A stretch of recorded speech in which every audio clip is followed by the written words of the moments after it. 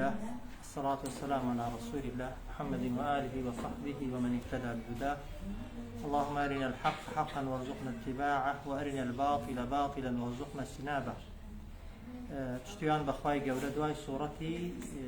بەقەرە کە تەواومان کرد دەچینە سەر سوورەتی نیسا. سوورەتی نیسا طبعا هەمومان دەزانین کە لە ڕیزبەندی قورئانێدا سوورەتی چوارەمە ڕەقەم چوارە، بەڵام لە ڕووی دابەزینەوە طبعا چوارەم سوورەت نی هاتوۆتە خوارێ. سوورەتی نیسا لە مەدینەی هاتوۆتە خوارێ دوای سوورەتی ممتەحینە و سوورەتە مەدەنیەکان عادەتەن لە قورئانێدا زۆرینەیان ئەحکامن، یاسان، حەڵاڵ، حەرام، واجبات، ڕوکنەکان، پێداویستیەکانن. سوورەتی نیسائیش کۆمەڵێک بابەت لە خۆی دەگرێ، بەڵام زۆرترین بابەتی ناو سوورەتی نیسا تایبەتن بە ئافرەتانەوە. جایان ئەو مافانەی کە کاتی خۆی پێش ئیسلام لە ئافرەت داگیر کرابوون، ئیسلام بۆی گەڕاندنەوە، وەکو ئەوەی کە ئافرەت وەکو ئینسان سیر نەدەکرا، خی گەورە ڕێز و کەرامەتی بۆی جێڕاوەتەوە بە نەس و بە دەقی قورئانی. پێشتر ئافرەت میراتی پێنەدەدرا و دەکرا بە میراتیش. خی گەورە لەو سوورەتەیدا میراتی هەر کامێک لە پیاوان و لە ئافرەتانی دیاری کردووە و تەحدید کردووە. جاران پێش ئیسلام طبعا پیاو هەموو سەڵاحیەت و دەسەڵاتێکی هەبوو بەسەر ئافرەتدا چی ویست بالێکە. ئێستا خی گەورە قاعیدەی داناوە، یاسای داناوە، پیاو ئەرکی چییە لە بەرامبەر خێزانەکەیدا و لە بەرامبەر مێینەکاندا جێبەجێیکە، بە هەمان شێوە طبعا ئافرەتانیش ئەرکیان لە بەرامبەر پیاوەکانیاندا جێبەجێیکەن. کەواتە بەشێک لە سوورەتی نیسا باسە لە حقوق مافی پیاوان و ئافرەتان. بابەتێکی دیکەی ناو سوورەتی نیسا بریتە لە باسکردنی هەتیوان و بێباوکان کە کاتی خۆی زوڵمیان لێکراوە، ستەمیان لێکراوە، خی گەورە حەقیان بۆ دیاری دەکات و قەدەغەی دەکات کەس ستەمیان لێ بکە. یەکێکی دیکە لە بابەتەکانی ناو سوورەتی نیسا بریتە لە نیزاع و کێشە کاتێک کە لە بینی ژن و مێردێکدا دروست دەبێت، چونکە ژیانی ژن و مێرد بێکێشە نیە هیچ کەسێکی، بەڵام کێشەکان نیسبین. ئەو کێشانەی کە ژن و مێرد بۆ خۆیان پێیان عیلاج ناکرێ یان عیلاجیان ئاسان نییە، خی گەورە دایناوە. هەندێک جار تەوان ئافرەت لاسارە هەڵدەگەڕێتەوە لە پیاوی، تەوان خی گەورە بۆ پیاوی داناوە چی بکە، و هەندێک جاریش بە پێچەوانەوە ئافرەتەکە باشە پیاوەکە لەوانەیە لاسار بێ، پیاوەکە لەوانەیە خراپ بێ. خی گەورە بۆ ئافرەتیشی دیاری کردووە لەو حاڵەتانەدا چی بکە. بابەتێکی دیکەی ناو سوورەتی نیسا بریتە لە مامەڵەی مسلمانان لەگەڵ دووڕوەکان، لەگەڵ منافقەکان کە لە مەدینەیدا منافق و دووڕوو زۆر بوون و یەکێک بوون لە دژمنە سەرسەختەکانی مسلمانان. بەڕواڵەت مسلمان بوون و لەگەڵ مسلمانانیشدا بوون و لەگەڵ پێغەمبەری خوازدا صلی الله علیه وسلم دەچوونە مزگەوت، دەچوونە جیهادیش، بەڵام نەخشە و پلانەکانیان زۆر جار لە یبتپەرستەکان و لە ئیجوولەکەکان سەختتر بوو. بابەتێکی دیکەی طبعا ناو سوورەتی نیسا بریتە لە مامەڵەی مسلمانان لەگەڵ غەیری مسلمانان، لەگەڵ ئەهلی کتاب، لەگەڵ جوولەکە و مەسیحیەکان، و هەروەها هەندێک حاڵەت لە کاتی شەڕ و طبعا ڕوبەڕووبوونەوە لەگەڵ کەسە بێ باوەڕەکاندا کە خی گەورە بۆ هەر کامێک لەو بابەتانە یاسا و قاعیدەیەکی دیاری کردووە. و بابەتێکی دیکەی دیسان زیندوی ناو سوورەتەکە کە ئەو ڕۆدەیگەینێ بریتە لە مەسەلەی تەعەدود، فرەژنی، چەندژنی، کە ئایا طبعا لە قورئانێدا وەڵامەکەمان دەست دەکەوێت ئیسلام ڕێگای داوە بە ڕەهایی طبعا ئینسان فرەژنی بکاکە، و فرەژنیە طبعا مستەڵەحێکی هەڵەیە بەڕاستی. تەعەدود یعنی چەندژنی طبعا لە ئیسلامدا حەڵاڵە. فرەژنی پێش ئیسلام هەبوو، پێش ئیسلام پیاوێک بۆی هەبوو ئەگەر توانای هەبایە ڕقەمی نەبوو، ئەگەر تا 50 ڕۆژ بە هیچ ڕێگریەک نەبوو ڕێی لێ بگرێ. کە ئیسلام هات سنوورداری کردووە طبعا خی گەورە بە کۆمەڵێک مەرج و شەرتەوە کە دەیگەینە ئینشاءڵڵا. سەرەتای سوورەتەکە طبعا بە یا ئەیوهە الناس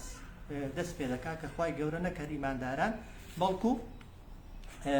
تەواوی ئادەمیزاد و ئینسانەکان بانگ دەکات بۆچی بۆ ملکەزبوون بۆ یەک حەقیقەت و ڕاستی کە لە ناو سوورەتەکەیدا خی گەورە باسی دەکات. دەفەرمێت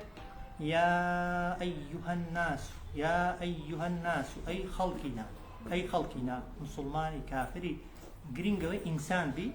جا ئەو ئەمرانەی کە بۆ ئینسانن عادەتەن بۆ جنۆکەشن ها یا ئەیها الناس ئەی ئینسانەکان و ئەی گرۆی جنۆکەکانیش بەڵام قورئان لەبەرەوەی بۆ پێغەمبەر هاتووە صلی الله عليه وسلم پێغەمبەریش مرۆڤ بووە دەنا لە هێندێک شوێن ها دەفەرمێ یا معشر الإنس والجن ها یا معشر الإنس ئەی کۆمەڵەی ئینسان و جنۆکەکان بۆیە هەر حکمێک بۆ ئینسانەکان هەبێت بۆ جنۆکەکانیش هەمان حکم هەیە ئەوەی بۆ ئێمە حەڵاڵە بۆ ئەوانش حەڵاڵە ئەوەی بۆ ئێمە حرامە بۆ جنۆکەکانیش حرامە هەموو یاساکانیان ئەوەی کە مسلمانە تەواو وەکو ئێمە واجبە لەسەری پابەند بێت و خراپەکانی جنۆکەش وەکو خراپەکارەکانی ئینسان وانە لاسار دەبن و بێ ئەمری خوای دەکەن یا ئەیها الناس ئەی خەڵکینا اتقوا یعنی خۆتان بپارێزن ربكم لفرماني پروردگارتان لبه امر کردنی پروردگارتان کام پروردگارتان طبعا پروردگار چیه؟ الذي خلقكم او کسیه که ایوی دروست کردوا من نفس واحده لیک کس لیک روح لیک جان که او جانه چیه؟ طبعا آدم سلامی خواهی لسر به و آدمیشی لسی دروست کردو لا قلب بروحها شتێکی جەماد و بێجیانە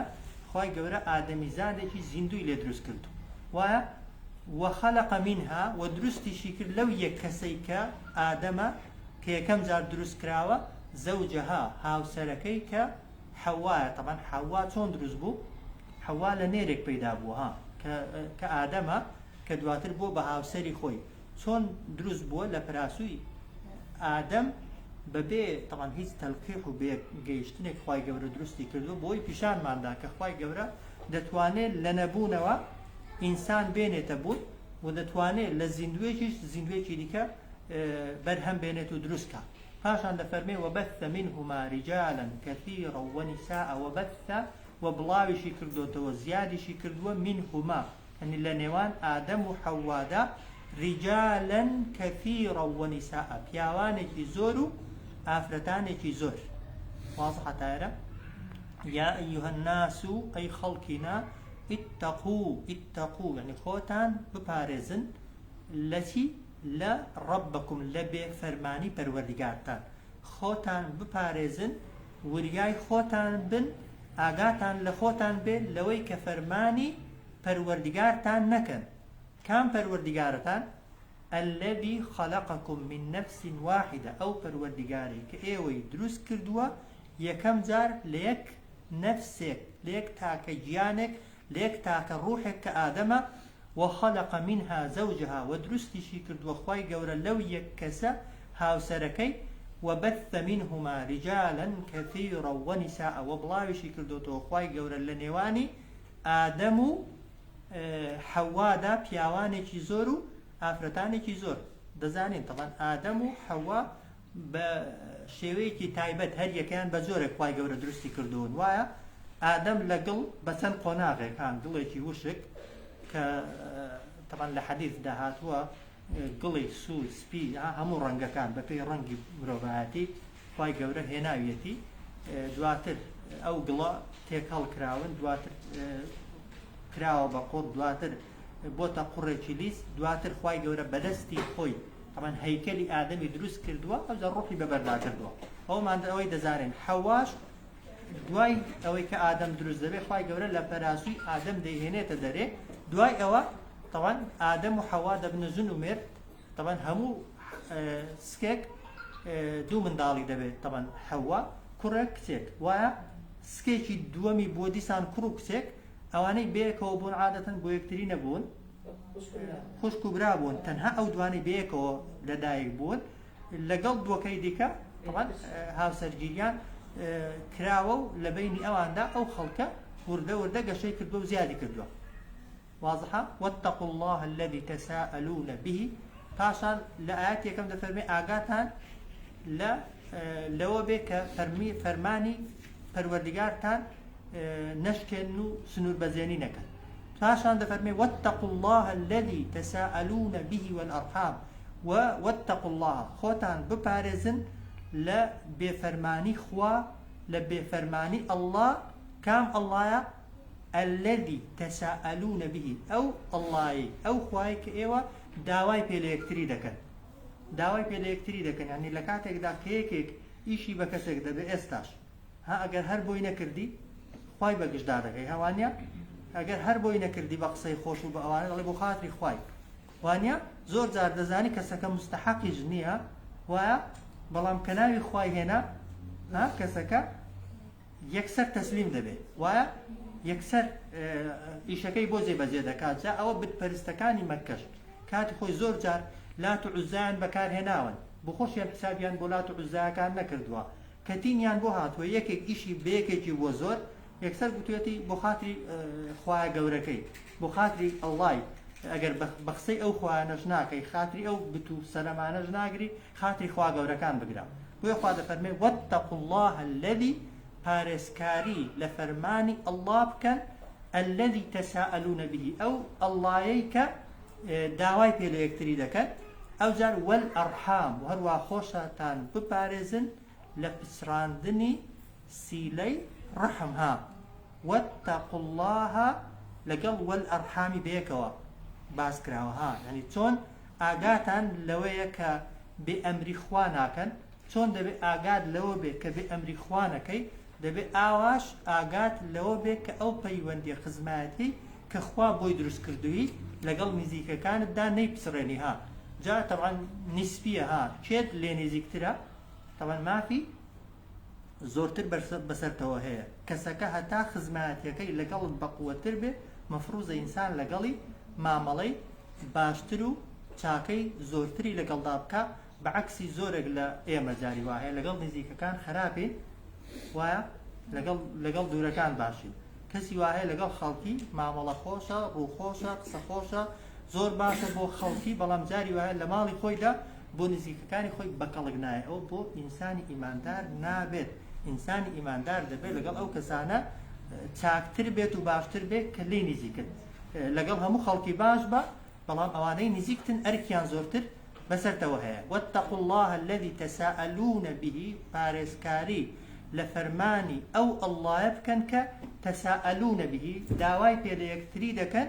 والأرحام و ئاگاشتان لە پچڕاندنی پەیوەندی خزمەتی بێ خۆشتان بپارێزن لەوەی کە پەیوەندی خزمەتی لەگەڵ یەکتری بپچڕن واضحە إن الله كان عليكم رقيبا بيغمان خواي گەورە بەسەرتانەوە چاودێرە يعني سي ئاگای لە هەموو ئیش ئەوە هیچ کارێکە کە دەیکەی وایە و هەموو دەنگێکت کە لێ بەرز دەبێتەوە دەیبیستێت و هەر حرەکە و هەناسەیەک هەڵی دەکێشی خواي گەورە دەیبیستێت و ئاگای لێتی و ئەو خوتقوتە و وەسوەسانەش کە لە ناو دڵی ئینساندا شاردراونەتەوە ها لسورة بقرة باسمان كل خواهي قبر هر ديزانه و حتى اگر ها علماء دا فرمون اگر انسان ميروليه كبسر برده جلوز دا دروا صوتي بيكي سندا طور خواهي قبر او دنگي بي او ميروانش دبستيتو آقاي ليتي بوية دا فرمي إن الله كان عليكم رقيبا بيقو من خواهي قبر بسر ايوه دا چاو دێرە ئەو ئاەتە ئاەتێکە کە پێغەمبەر صلی الله عليه وسلم لە هەموو خوتبەکانیدا دەستی سەرەتا خوێندوێتیەوە ئێستا زۆرینەی خەتیبەکان لە خوتبەی جومعەیدا کە دەست پێ دەکەن بەو ئاەتە دەست پێ دەکەن بۆسی هەمیشە ئەوەت لەبیر بێ یا ئەیها الناس اتقوا ربكم الذي خلقكم من نفس واحدة ئەی ئینسانەکان خۆتان بپارێزن لە بێفەرمانیکردنی ئەو خوای کە ئێوەی لێ کەس دروست کردووە وخلق منها زوجها ودرستي كردوا لو يكسا هاوسركي وبث منهما رجالا كثيرا ونساء وبلاوي كردو توا وزوري كردون لنوان آدم وحوادا بياواني زور وآخرتاني زور واتقوا الله الذي تساءلون به والأرحام خوتان بپاريزن لبي فرماني الله أو الله كداواي في اليكتري دكن وخوشتان بپاريزن ل پچراندني پيوندي خزماتي إن الله كان عليكم رقيبا بيغمان خواهي قورة بسر ايوة چاوديرة آقاي لها مشتكة طبعا او هستي كإنسان لدلي دا بوي درزبو گرفتي نامنه نگاتا لي او پري باشي او پري چاكي يعني گەیشتە قەناعەتت بۆ دروست بوو کە لە هەموو چرکەیەکدا خوای گەورە لەسەر سەرد وەستاوە و دەتبینێ چ دەکەی ئاگای لێ چت بەسەر دڵی دادێ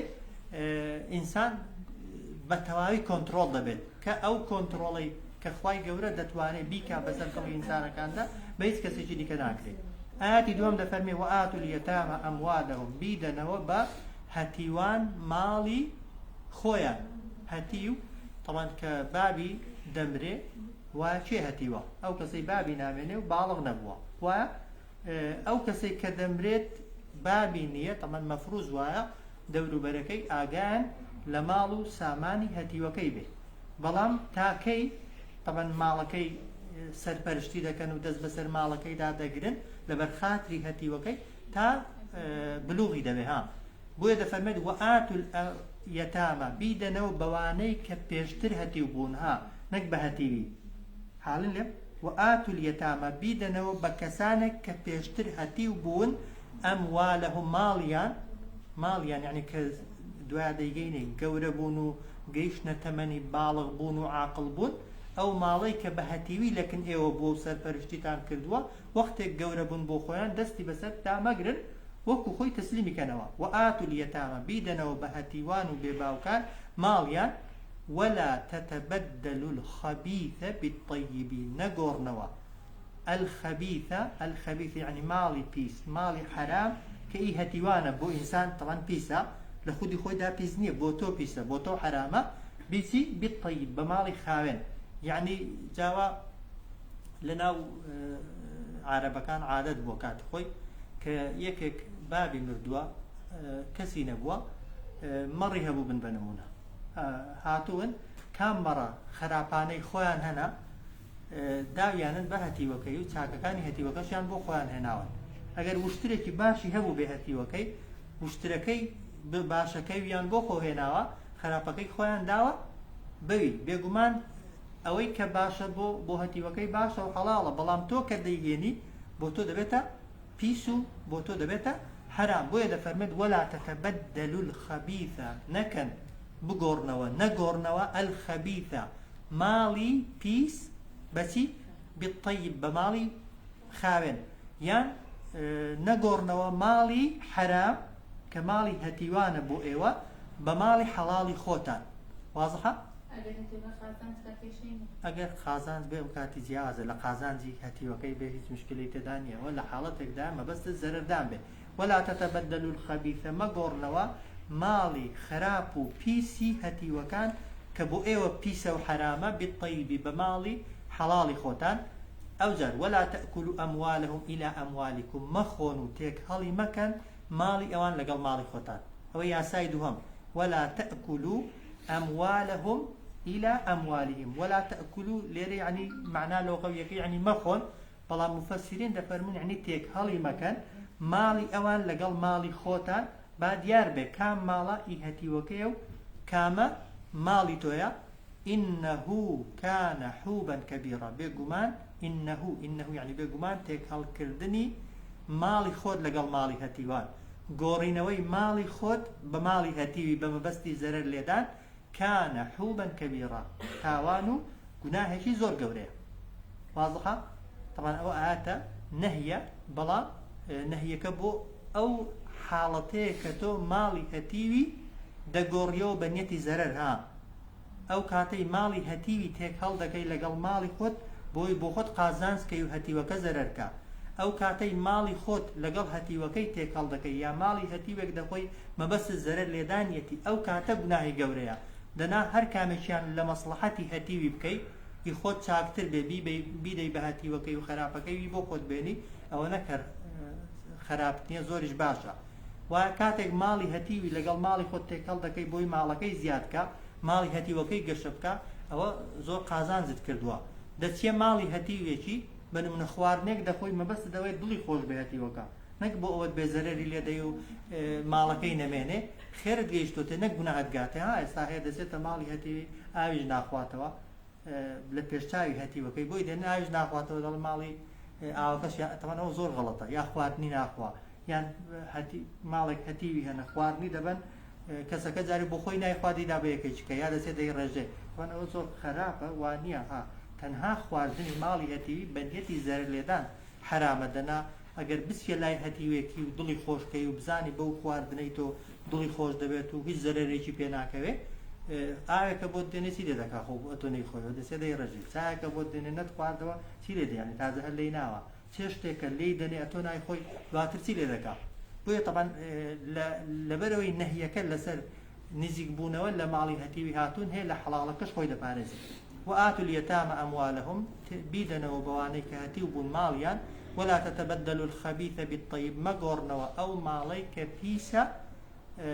كبيسة هي هتيوانا بالطيب بمالي حلال باجي خوتان ولا تأكلوا أموالهم إلى أموالكم مالي أوان لقل مالي خوتان مخون يا ذكر بلين مالي أوان لقل مالي خوتان تيك هل مكان إنه بقمان أو كارا كان حوبا كبيرا تاوانا جي قوريه پاشان دەفەرمێت وإن خفتم ألا تقسطوا ئەگەر ترستان هەبوو کە ألا تقسطوا في اليتامى کە ناتوانن دادگەر بن لەگەڵ هەتیوان جا ئاتەکە قسەی زۆر لەسەرە بەڵام طبعا ئەمری خوای گەورەیە بەڵام ئاگامان لە ئەوەل و ئاخری ئاەتەکەی بێ ئاەتەکە چۆن دەفەرمێت باسەکە باسی هەتیوانە ها وإن خفتم ألا تقسطوا أجر ترستان هبو كنتان دتواني داد قربن في اليتامى لقل هتيوان لير ما بستي كسهتي وكان ها بيش إسلام أجاتان لوي بيقول لي كحالي ببينو رخنا لآياتكي جاري وهي هي بخصج ديجري هي بخصنا يجري بلام بتلقي رازينيا وناحزاني إسلاميش آياتكي جاري وهي بخراب بكاري دينو جنوبياوي بيدا كانت دجمني يكتري وإن خفتم ألا تقسطوا في اليتامى أجر ترستان هبو لوي كان نتان دتواني لخوتان راند بيني داد قربن لقل كتاني هتيو يعني كتاني هتيو مارا مكان لزياتي أوي كسيكي هتيو مارا بكيكا نزيكي خوتا وخزمي خوتا فانكحوا برو مارا بكا ما طاب لكم آفتي شديكا كبوت حلالا فيش إسلام عائشة حديثي صحيحي كعروي كوري زبير ذي جارته وكا پرسیاریان لە عائشە کردو ئەو ئاەتە چۆن هاتۆتە خوارێ ها دەفەرمێت لە سەردەمی پێغەمبەر و صلی الله عليه وسلم پێش پێغەمبەریش عەرەبە جاهیلەکان عادەتیان وابوو کاتێک کە یەکێک دەمرد طبعا کچەکە وەکو میرات دادەندرا ها وەکو میرات کچەکە دادەندرا بۆ یەکێک لە خزمە نزیکەکانی جا ئەو خزمە نزیکانەی هەندێک جار تەماعیان لە جوانی کچەکەیدا هەبوو لەبەر جوانیەکەی طبعا دەچون مارەیان دەکرد بەبێ ئەوەی مارەی بدەنێ هیچ مارەیەکیان نەدەدایە کچەکەشیان مارە دەکرد لەبەرەوەی بێ باوک بوو طبعا هیچ حسابێکیان بۆ نەدەکرد خوا بەوەی دەڵێ واز لەو لە مارەکردنی ئەو کچە هەتیوەی بێنە ئەو کچە هەتیوەی مارە مەکە یان هەبوو طبعا حەزی لە کچەکەی نەبوو بەڵام کچەکە ها میرات و پارە و سەرۆت و سامانی زۆر بوو بۆ ئەوەی سەرۆت و سامانی کچەکەی بۆ کەسێکی دیکە نەبێ بۆ خۆیان دەستیان بەسەر کچەکەی دادەگرت نەئەوە بوو مارەی کەن وەکو ئافرەتێکی دیکە مارەی بۆ بکەن و ڕێزی بگرن و چاکەی لەگەڵدا بکەن نە ئەوەش بوو ڕێی پێ بدەن بۆ خۆی کچەکە شوێکی دیکە بکات مێردێکی کە بکات و لە شوێنێکی دیکە مارەی بدرێت و ماڵەکەی خۆی لەگەڵ ببە ئێستاژە و عادەتانە لە کن ئێمە نیسبەتێک هەنە ئەگەر کەسێک بابی بمرە بنمونە ماڵ و سەرۆت و سامانی زۆر بێ خزم و کەسەکانی حەزیان لێیە کەسەکانیان دۆست بۆ خزمەکانی خۆیانیان بێ بۆی ماڵەکەی لەگەڵ خۆیان بۆ کەسێکی دیکە نەبن کە ئەو عادەتە تەمام عادەتێکی جاهیلی و نەفامیە جاخوا بە ئێمە بە ئیمانداران بە پیاوان دەڵێ ئەگەر لە خۆتان ڕانەدەدی لەگەڵ کچە هەتیوەکان عەدالەتی بنوێن و دادگەری بنوێنن لە پێدانی مارەیدا ئەو کچە هەتیوانە هەر مارە مەکە واز لەو کچە هەتیوانە هەر بێنە لە جیاتی ئەو کچە هەتیوانە چی بکە فانكحوا ما طاب لكم برو ما ربك ما طاب لكم ما طاب لكم يعني أوي بوت حلالة لا آفرتاني من النساء إلى آفرتاني ذيك واضح معنى كيوانيا وإن خفتم ألا تقسطوا أجر ترستان هبو لوي كانت هان دتواني داد قربن لقل هتيوان دا كسهتي وكان دا ها فانكحوا برون ماريكا ما طاب أو ما طاب تفسيري زورا ها تفسيري كان أويا نقول ماريكا آفرتك كبوت حلالة ما طاب لكم يعني آفرتك كحسد بيديت وبيت خوشة تەفسیرێکی دیکەی ئەوەیە کە ئافرەتێک مارەکە کە لە گوناه دەتگێڕێتەوە لە بێفەرمانی خوا دەتگێڕێتەوە و داوێنت دەپارێزێ یان ئەوەندە ئافرەت مارەکە کە بەشی ئەوەی بکات داوێنت بە پاکی بێڵێتەوە چونکە ئامانج لە ژنهێنانسی ئامانجی سەرەکی منەوەی ئینسان لە داوێن پیسی دوورکەوێتەوە کچێک کە شوو دەکات ئامانجی سەرەکی ئەوەیە بە حرامی تووشی تێرکردنی غەریزەکەی نەبێت بۆی خوار کە دەفەرمێت فەنکیحو یعنی واز لەوان بێنە بڕۆ مارەیکەن ما طاب لەکم من النساء ئەوانەی کە بۆتان حەڵاڵن لە ژنان چەند دانان بێنن فەنکیحو مارەیکەن ئەوە تەبەن شکڵەکەی ئەمرە ها بەڵام لە ئەسڵدا ئایا ژن دوو ژن هێنان و سێ ژن هێنان و چوار ژن هێنان واجبە یان سنەتە یان ڕوخسەتە یان مباحە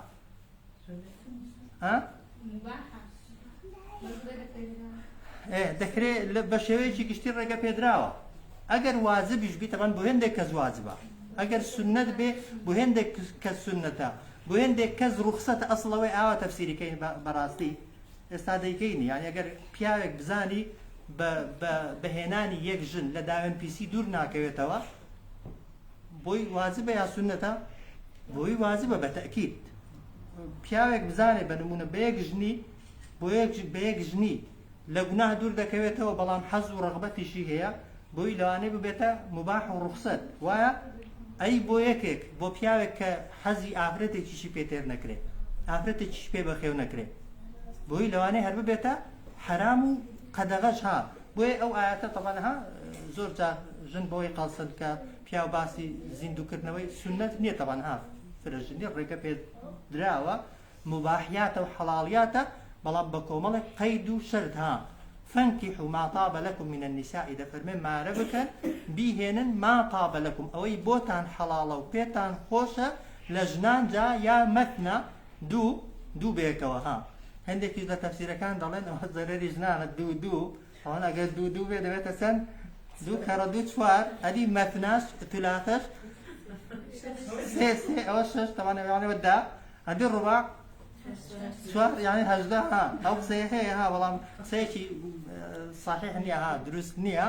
هەندێکیش دەفەرمون ئەگەر دوو سێ و چواری کۆکەوە دوو سێ چەند دەکا پێنج چواریشی لەگەڵ بێ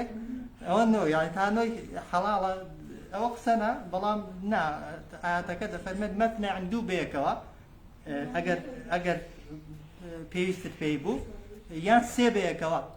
یان چوار بەیەکەوە ئەدی فەئین خفتم ئەللا تعدیلوا ئەی ئەگەر ترستان هەبوو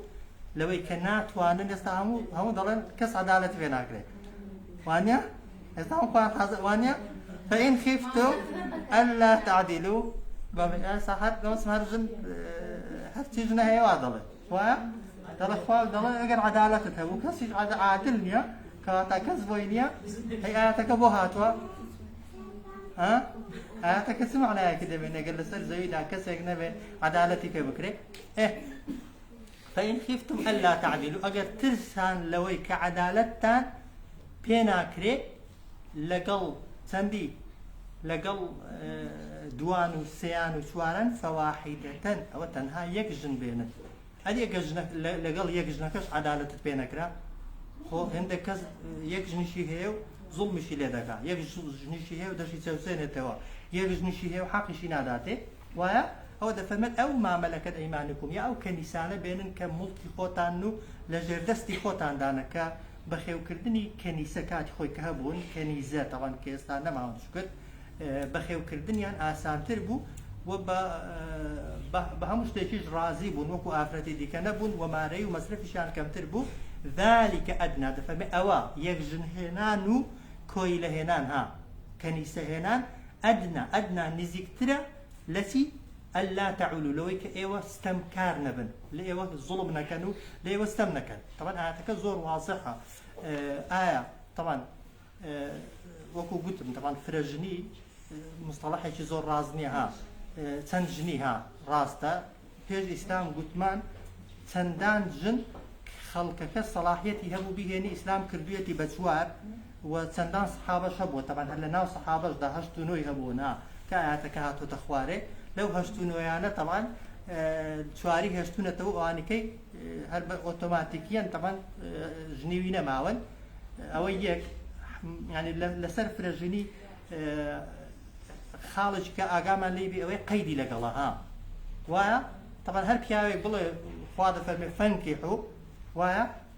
فەنکیحوا ما طاب لكم من النساء طبعا ئافرەت بۆی هەیە بڵێ فإن خفتم ألا تعدلوا طبعا ئەگەر فرەژنی واجبیش بێ مەرجەکەی چیە عەدالەتە وایە ئەگەر ئەتۆ عەدالەتت پێکرا بێگومان ئەگەر عەدالەت هەبێ فرەژنی ناڵم سەخت نییە بەڵام زۆر ئەهوەنترە لەوەی کە عەدالەتت نەبێ خاڵێکی دیکە طبعا ئاگامان لێ بێ طبعا ئەگەر لە حاڵەتی ناچاری و پێداویستیدا نەبێ بۆ پیاوان یەک ژنی ئاسانترە یا دوو ژنی و سێ ژنی طبعا یەک ژنیش ڕازیکردنی زەحمەتە وانە ئەیگە بوون بە دوو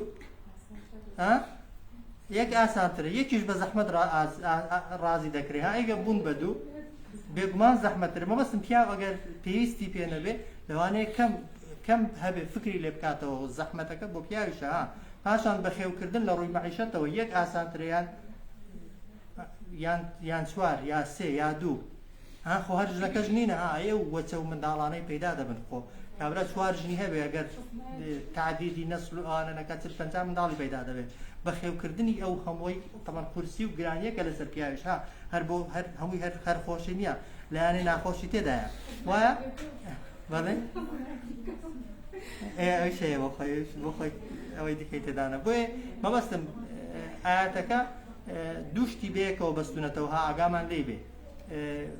ژنهێنان یەک دوو سێ بەستراوەتەوە بە عەدالەت بەس کام عەدالەتە ها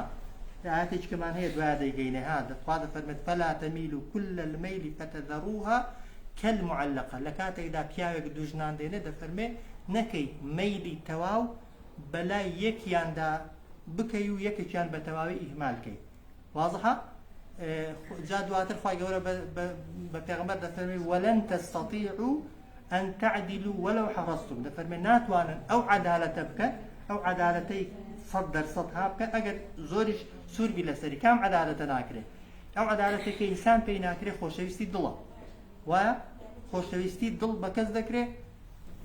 کە تو داک و بابەتەنە وەکو یەکت خۆش دەوێن لە دڵەوە خوشک و براتەنە وەکو یەکت خۆش دەوێن بێگومان بەڵام دەربڕینی خۆشەویستیەکەی حرامە دوو برات هەبن بە نمونە بە ئاشکرا یەکێکیان هەڵبژێری بەسەر یەکێکیاندا دایکێک دوو کسی هەنا دوو کوڕی هەنا هەردووکیانی لە دڵدا خۆش دەوێت بەڵام یەکێکیانی خۆشەویستیەکەی زیاتر ئەوەی دەری دەخا دەبێ وەکو یەک بێ بەس ئەوەی لە ناخیدایە بە کەس ناکرێ ها بۆیە ئەو عەدالەتەی لێرە واجبە لەسەر پیاوی ها تەنها ئەوەیە تەوان سوکنای هەردوو ژنەکانی وەکو یەک بێ نەفەقەی هەردوو ژنەکانی وەکو یەک بێ نەفەقا مانەوە لەکن کامیان دەمێنێتەوە وەکو یەک بێ کەەوە بە هەموو پیاوێکی دەکرێت ها ئەو عەدالەتەی خوا واجبی کردووە بە هەموو کەس دەکرێت بەس ئەوەی ژن داوای دەکات بە کەس ناکرێت ها بە کەس ناکرێت بە پێغەمبەریش نەکراوە بۆیە ئەوەی خوا تەوان دایناوە بەڕاستی گرینگە هەموو پیاوێک حەزی لێبێ دەتوانێت خۆشەویستی ظاهری بۆ هیچیان دەرنەبڕێ ئاگە دەری بڕی وەکو یەک بۆیان دەرببڕێ دەتوانێت خان و شوێنی سوکنای هەردووکیان وەکو یەک بەپێی پێداویستی تەوان ها چەندیان پێویستەوە وەکو یەکیان بۆ دابینکە دەکرێت نەفەقەن مەرجنە نەفەقە وەکو یەک بێت ناکرێت ژنێک بەتاقی تەنێ و یەکێکیانش 5 منداڵی هەیە مانگانە داوە یەک زۆر پارەی لە پیاوەکەی بکەن عەدالەت ئەوە نییە وایە ژنێک بەتاقی تەنێ بەیەک ژووری ژیانی دەچێتە ڕێوە وایە بە ژنێکی دیکە دوو کوڕوسێک گەورەی هەنا پێویستی بە خانوێکی گەورەترە ئەو عەدالەتەی خوا داوای دەکات پیاو هەموو کەس دەتوانێت شەوێک لێ بێ و شەوێک لێ بێ هەفتەیەک لێ بێ و هەفتەیەک لێ بێ بەڵام خۆشەویستی دڵ خوا واجبی نەکردبوو بە کەس ناکرێ ها و هەروەها حەزی جنسیش تەبانەوە کە سڕێکی بینی ژن و پیاویە بێگومان تەبان هەموو کەسێک وایە ها یعنی لە کەسێکەوە بۆ کەسێکی دیکە حەز و غەریزە جیاوازە بۆیە سەرجەیی و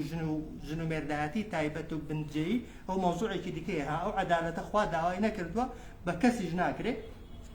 بەڵام ئەوەی کە لێرە خوا دەفەرمێت ذلك أدنى ألا تعولوا یان فإن خفتم ألا تعدلوا ئەگەر ترسان عەدالەتتان پێ ناکرێت لەو شتانە طبعا دوی مێنە سێی مێنە چواریش مێنە لە زیاتی چواری یەکی بێنە ئەریگە لە یەکەکەش پێت نەکرا كنيسة بين كنيسة جنين يستا يعني هرمي هنا وتواو كبيستت بين أبو عدالة بين كرا فعلا كابرا جنين بين بزاني ظلمي لذكا يكيش بها بزاني استمي لذكا بزاني حقي ناداتي لروي مادي ومعنوي يك دانشي بونيا بهنا ها و بيستي بينا بين لروي هموش تيكوا بونيا يك دانش بينه يككشي بونيا كواتا أوانا يعني سنجني الإسلام ده تحديد كراوة هر تفسير آياتكي باسيد كينوا وإن خفتم ألا تقسطوا في اليتامى أجر ترستان هبو لوي كنتان دتواني داد قربن لقل كتهاتي وكان طبعا تفسيرك رق أوايا ها دنا خو كوري هاتي بيوندي بمارك ويوتيا فانكحوا ما طاب لكم من النساء مارب كان أوي بوتان حلالو بيتان خوشا يان أوي كبخاوينتان رادا قريداوينتان من النساء إلى جنان مثنى يا دو تفسير حقيقي آوايا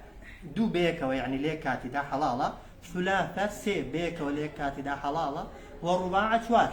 فإن خفتم ألا تعديلوا أي قر ترستان هبو لقل دو سي وشواري عدالتان بيناكري أو عدالتي كباس ماكر خوادي ها فواحدة أو يقداني بينن أو ما ملكت أيمانكم يا يقدانكش مهنا أو كنسانة بينك لجردستان ذلك أدنى ألا تعولوا أو نزيكترو آسانتر بوسي بوي كتوشي ظلم مستمو نادادي نبي وآتوا النساء تاشان فاض فرمي بيدن بجنكان صدقاتهن ماريكيان نحلة يعني بأو طريق حالي ويا بيدن بآفرتان ماريكيان نحلة بأو طريق حالي جات سندت طبعا عادة لكاتك دا كبيا وجني ماردكا سندي بيدكري ها أو مبلغي كريك دكوي لقل آفرتي دبي بحقي آفرتكي بساني نابي بيوابت نرخ وقيمتها طبعا ماري هدية وديارية لبيني خواهي قورة لسركيا وازي بكردوا بيدا بو آفرتي كدبيت حلالي كدشيداتي دبي بخوش حالي بداتي نابي وابزاني ليستين دراوا يا دوايا كهيناي هي طبعا يكم زار رازي بلام دوايا لواني منتي بسردابكا يا لواني تعذيب بدا وسزايدا يا لواني دستا ودستي بيبكا لبينا داري دا كما أو بهش شوية حلال نين بيدن بجنكان تان ماريكيان نحلة يعني بأو طريق خوش حالي فإن طبن لكم أي أجر ليتان خوشبون فإن طبن لكم عن شيء أي أجر ليتان خوشبون عن شيء منه لبشك لو ماريك بيتان داون نفسا يعني لدلوا ببي توبزي ليكردن وببي زوري ليكردن فكلوه أو بيخون هنيئا يعني هم حلالو و مريئا يعني نوشي جانشتان بيتو باكو خاونش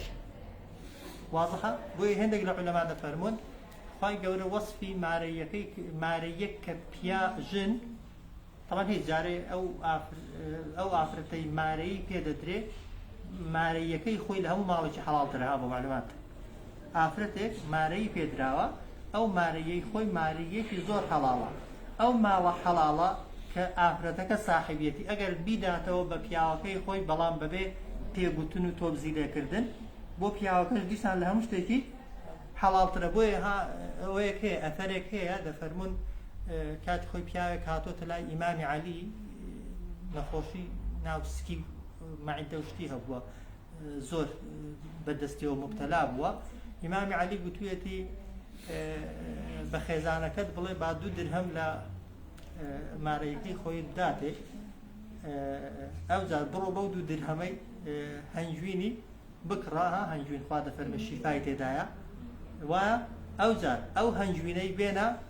بآوي باراني شريكوا بيخوا شفاعت بوده فعلا واي كردو ساق بوته جاد فرمت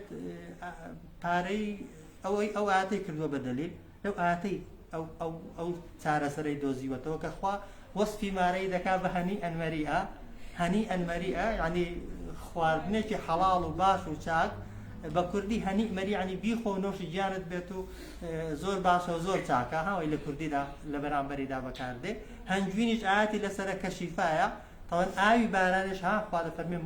ماء مباركة ها خواهي قولنا ناردوية خواري آوي كي بركة زاد فرمي أو هم بركة حلالانتك هل بكرة بيقمان دوية الشفاء بو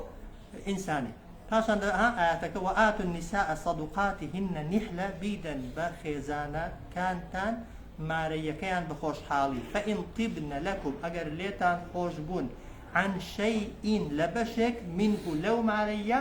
نفسا لدڵەوە فكلوه ايوه بيخون يعني دو ظل مبن هنيئا مريئا يعني نوش يعني حلالو نوش جيان تامبي باكو نوش جيان تامبي واضحة ولا تؤتوا السفهاء أموالكم أو سورة الزوريني أحكام يا واجب يا نهي يا ضل بك يا مكة ولا تؤتوا السفهاء أموالكم دفر من ميدا نوا ميدا بوك ساني كم عقل مالكي خوتان يا مالي خويا كم عقلانا التي جعل الله لكم قياما أو مالي كخواي جورة ايوي تيدا كردوا بجورة وسربرشتكار سفيه جيه طبعا بابەتی فقهیدا سەفیه ئەو کەسێ معاملەی نازانێت چاکە و خراپەی خۆی نازانێت بەڵام لە حەدیثدا بۆ قیامەتێ سەفیه کەسێکە کە حەدیثەکە دەفەرمێت لە دنیای بە دوای هەوا و ئارەزووی خۆی کەوت بێت و لە قیامەتش داوا بکە خوای گەورە کوێ باشە و خۆشە بیداتێ لە ڕوود بۆ قیامەتێ ئەوە سەفیهە بەس بۆ معاملەی سەفیه کەسێکە پارەی نەزانێت بژمێرێ بەرمونە ئێمە بچینە وڵاتێکی بنمونەکە حملەی پارەی وڵاتەکەی نەناسین وایە چەند کەس دەتوانێت فێڵ لێ بکە لەو حاڵیا لە وڵاتی خۆشمان ئێستا خەڵک تۆزێک ئێستاش هەیە لەوانێ 5,000 و 250 پێ لێک زیانەکرێتەوە وایە 50,000 لەوانەیە لەگەڵ 10,000 پێ لێک زیانەکرێتەوە ئەو جۆرە کەسانەی معاملەی نازانن واجبە کە سوکاریان چ بکەن ئەو ماڵی کە هەیەنە لێیان وەرگرن کەسێک بکەنە سەرپەرشتیکاری ئەو کەسە سەفیها ئەو کەسە سەفیها هەتا سەفی بێها هەتا کەم عەقڵ بێ هەتا نەزانێ معاملەی بکە ئەو سەرپەرشتیکارە بۆی نییە پارەی سەفیهەکەی تەسلیم بە سەفیهەکەی کا بۆچی بۆی زەرەر بە ماڵەکەی نەکەوێت واضحە چونکە ئیسلام یەکێک لەو شتانەی کە دەیپارێزێ بێتێ لە ماڵها ولا تؤتوا السفهاء أموالكم ميدا ناژڵێ ماڵیان دەڵێ ماڵتان مەدەن بە سەفیهەکان هەنی چۆن ئامادەنی ماڵی خۆت مەبەستی ئەوەیە دەنا ماڵی سەفیهی نادێ دەستی دیقەتی ئاەتەکەی دەن نافەرمێ ولا تؤتوا السفهاء أموالهم وایە نافەرمێ ماڵی خۆیان مەدەنە خۆیان لە ئەسڵدا ماڵەکەی خۆیانە بەڵام خوا دەفەرمێ ماڵی خۆت هەنی چۆن ئامادەنی ماڵی خۆتی بدەیێ کەسێک معاملەی نەزانێ وانە لە ماڵشدا کەسێک نەزانێت تەماتان بکڕێ ئامادەنی پارەی وێ بدەی سێ بۆت بکڕێ وایە جا کەسێک کە نەزانێت شتی بکڕێ چۆن ئامادەنی ماڵی خۆتی دەیێ ماڵی خۆشی نابێ بدەیە و نابێ بێڵی تەسەڕوفی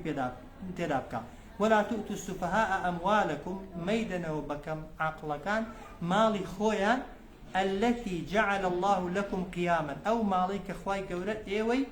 تێدا کردووە بە سەرپەرشتیکار هەری چی بکەن وەرزقوهم فيها ڕۆزی و خواردنیان پێ بدەن بەکەم عەقڵەکان فيها لەو پارەی کە هەیەنە ینی بە پارەی خۆیان مەسرفیان بۆ بکەن واجب نییە لەسەرت بە پارەی خۆت بەخێویکەی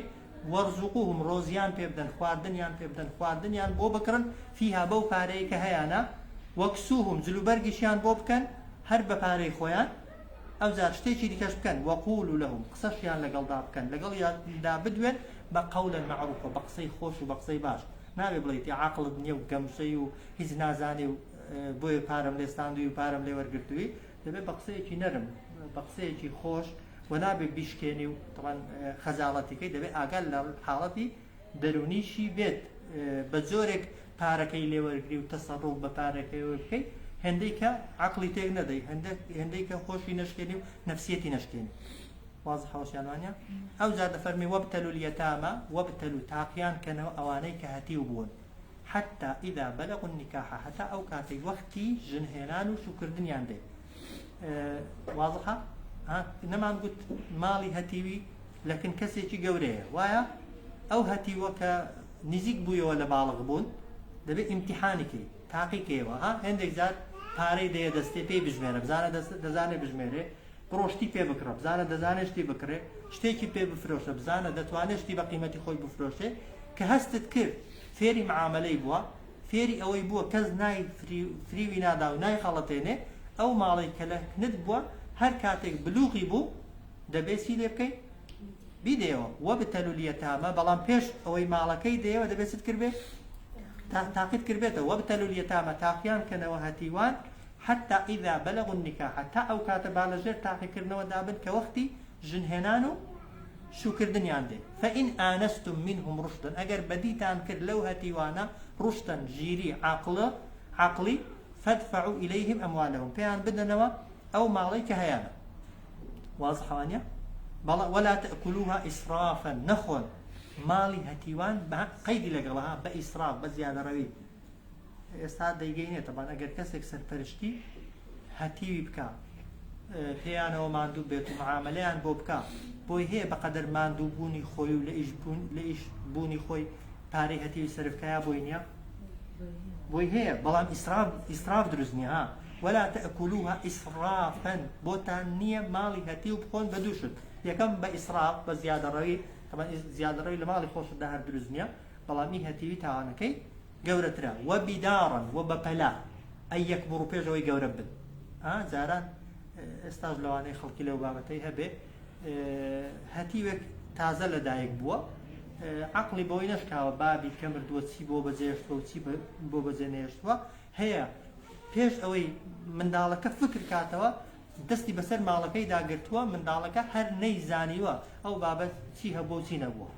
ئەو پەلەکردنە لە خواردنی ماڵی هەتیو بۆی کە هەتیوەکە گەورە بوو نەزانێ بابی چی بۆ بەجێشتوە و چی هەبوو ئەو حرامە طبعا ولا تأكلوها إسرافا مخون مالي هتيوان بزيادة روي وبپلا أن يكبروا بيش أويك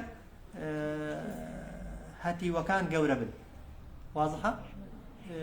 ومن كان غنيا هل كسيك دولمن بو سرپرشتي هتيواني شي دكردو معاملي بو هتيوكان دكردو مصرفي هتيوكاني دكرد فليستعفف باخوي بدور بقري يعني كم زور بان لمالي هتيوان بو خوي هر بكار نهيني بوي هيا بلام اگر بكاري نهيني باشترە و چاکترە ئەدی ومن کانە فەقیران ئەگەر کەسێک فەقیر بوو هەژار بوو ناچاریش بووی سەرپەرشتی هەتیوی بکەیت کەسێک فەقیرە و برازای هەیە خوشکەزای هەیە نەوەی هەیە و هەتیوە نەتۆ لە هەمووان نزیکتری فەقیری و ناچاریشی سەرپەرشتیانکەی سەرپەرشتیکردنەکەش زەحمەتی دەوێ و ماندووبوونی دەوێ و هیلاکەتی دەوێ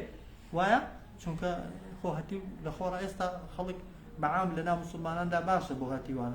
بەڵام سەردەمێک هەتیو پێویستی بەوەی هەیە کەسابەتی بۆ بکەیت ئیشی بۆ بکەیت جاران لە وڵاتی ئێمە هەتیویش دەبوو بچێت توتنێ بکا و گەنمی بکا و چی بکا و چی بکا و وانە ئەوە بە چێ دەکرێت بە کەسێک دەکرێت کە نزیکی بێ پاشان زەحمەتی زۆرشی توش دەبێت لە ئەو کەسا ومن کانە فەقیران کەسێک فەقیر بوو سەرپەرشتیکاری هەتیویش بوو فەلیەأکل بالمعروف یعنی با بخوا لە ماڵی هەتیوەکەی بەڵام بە معروف بە چاکە ئەوەیە زیادەڕەوی مەکە تێیدا چەندە پێویستە و چەندە پێوە ماندووبووی بەقەدەر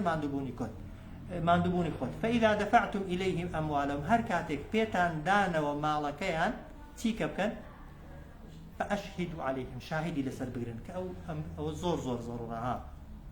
ئەگەر نازان بیسپێتان چەندان هەر ئەوی بۆ خۆم دیومە چەندان حاڵەتی لەو بابەتانە هەردووکی هەم جاری وا هەیە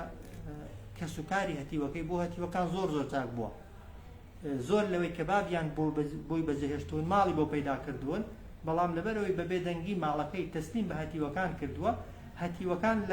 لەگەڵ ئەوەی کە سەرپەرشتی کار و نزیکەکەیان زۆر باش بووە دواتر بێسفەت دەرچوون توهمەیان بۆ خزمەکەی خۆیان دروست کردووە وتیانە لە پەنای ئێمە یا بە ماڵی ئێمە دەوڵەمەند بۆ پارەی پەیدا کردووە چی کردووە هەشە بەعەکسەوە طبعاً جاری وا هەیە هەتیوەکان ماڵی زۆریان بەجێهێشتووە بەڵام کەسەکە ماڵەکەی گل داوەتەوە کەس ئاگای لێ نەبووە طبعاً لە بینی هەتیوی ئەوەی کە پێشتر هەتیو بووە لە بینی سەرپەرشتی کارەکەی ناکۆکی دروست دەبێت بۆیە خوا دەفەرمێت فإذا دفعتم إليهم أموالهم هەر کاتێک ماڵتان تەسلیم بە هەتیوان کرد فأشهدوا عليهم شاهدی لەسەر بگرێ بۆی تووشی نیزاع و ناکۆکی نەبی وەکەفا ئەگەر شتێک کەس ئاگای لێ نەبوو وەکەفا بالله حەسیبە خوا بەسە بۆی حەسیب چاودێرت بێت و ئاگاد لێ بێ یعنی ئەگەر کەسیش نەیزانێ و کەس پێی نەزانی لە ترسی خەڵکیش نەبێت لە ترسی خوای زوڵم لە هەتیوان مەکە و مافی هەتیوان مەخۆ